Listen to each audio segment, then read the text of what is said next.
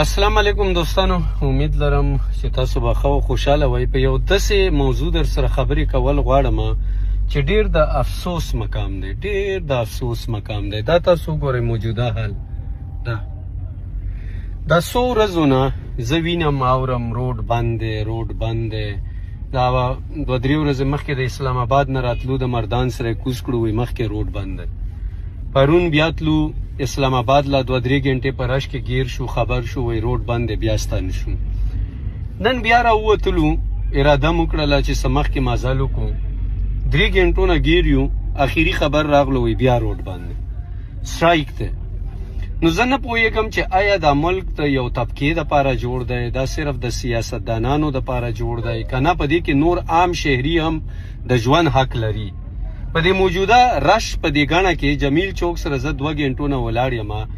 په دې ډېرو ګاډیو کې زنانه ماشومان زه وینم چې دلته جوختې کوز کي، پیدل واک ورکوي، په ګاډیو کې زړونه بند دي، وږي دي، تږي دي. دا خو ښه دی چې دلته بازار شته دی، اوبه ورته راخستی شي. کنې ممکنه وه چې د لوږې تندې دا مړه شوي وای، په نورو ځایونو کې کاګیر وای.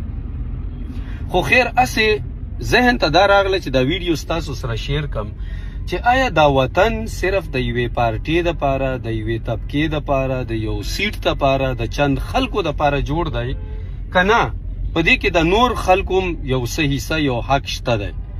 دا سړک بندېدل، دا سړک جوړ شوی صرف د یو کس دپاره، د یو امیدوار دپاره یا د یو پارټۍ دپاره نه دی چې هغه په غوسه شي و هغه یې بند کړي. دا سړک باید چې په دې باندې هر سړی ځي، خپل ضرورت پوره کوي، خپل مزل پې کوي. ته چې سړک بند کې ستا په ذهن کې دا دي چې حکومت ته زور ورکوم او د عوام خدمت کوم، خو نه، ته عوام راخلې، د عوام په ذریعه باندې عوام ذلیله کې د خپل مفاد دپاره، د خپل سیټ دپاره. زه پروا نه کوم چې ته یا څوک هم وي، د هرتال دا روډ چا هم بند کړی، د کومې پارټۍ سره هم تعلقي، خو د یو سیټ دپاره، د خپل ذاتي خواهش دپاره به یې بند کړی وي.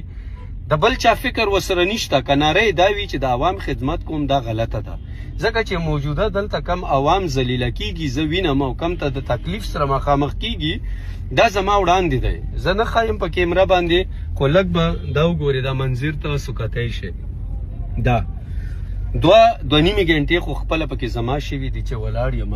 خو پیغام دا در کوم چې د دې ملک سره زړه څوک هم نه خوري. سیمپتي، همدردي، هغه همدردي د هیچا هم نشته. که څوک سیاست ته راوځي، د هغې مقاصد هم د خپل پاور دي، د خپل پروټوکولز دي، او د خپل د ذاتي مفاداتو دي. ځکه که چیرې د چا زړه کې درد وای، همدردي وای د دې عوام دپاره، د دې خلکو دپاره، نو هغه به د عوام د طاقت سره عوام نه ذلیله کولی. دلته چې زه څه وینم، دې کې مریض ګیر شته، په دې کې امبولینس شته، په دې کې داسې ټرکونه شته چې په هغې کې سبزه، میوه، فروټ، هغه د چند غنټو کې به ایکسپایر شي، خراب به شي. نو زه نه وینم دلته دغسې کوششونه چې کومې دعوې خلک کوي او وایي چې موږ د عوام د خدمت دپاره پاڅېدلي یو. خلک ذلیله کوي، کوشش کوي چې خپل مقاصد، خپلې فایدې حاصل کړي، خو بل ذلیله کړي.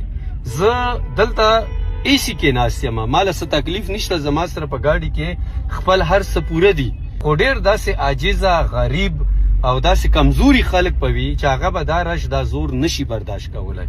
نو زه اپیل کوم، عوام ته اپیل کوم، دې نه بعد زه سیاستدان ته اپیل نه کوم، زه عوام ته اپیل کوم، د دې سیاستدانانو په نارو کې، په خبرو کې مه راځئ. دوکه کېږئ، بېلارې کېږئ، ستاسو په ذریعه هم ستاسو ورونه په تاسو ذلیله کوي. دا ګورې، دا ټول عوام گیر دی. په دې کې به د حکومت کیدی شي هیڅ هم نه وي. د دوی کوشش دی چې روډ به بند کم، زور به په حکومت راشي، د ملک پایه به ودروم. د ملک پایه که ته ودرې، ته څه شی کې؟ د عوام بازار بندې، د هغوی دوکان بندې، هغوی روزګار بندې، د هغوی اسپتال بندې، د هغوی روډ بندې، د هغوی سهولتونه، مراتونه بندې. او ستا ذهن کې دا دي چې دا به زور په حکومت راشي او زما مطالبات په ومنل شي. لعنت ته وي په داسې مطالبات چې ته د عوام په ظلم باندې په حکومت باندې منې. نو دغه شانتې خلکو سره مرسته کوئ ما. د دوی کوشش خپل سیټ وي، د دوی کوشش خپل مفاد وي، د دوی کوشش ستاسو ذلیله کول دي، ستاسو په سر خپې کې ښودل دي او بره خپله تګ غواړي. نو زه ډیر د افسوس سره وایم چې د ملک داسې مین شاهرا مین چوکونه دا بنديږي او صرف د یو کس لپاره د یو پارټي لپاره یا د یو سیټ لپاره بنديږي، نو دا زما په خیال د ښه سیویلایز معاشرو نشانیانې نه دي. والسلام.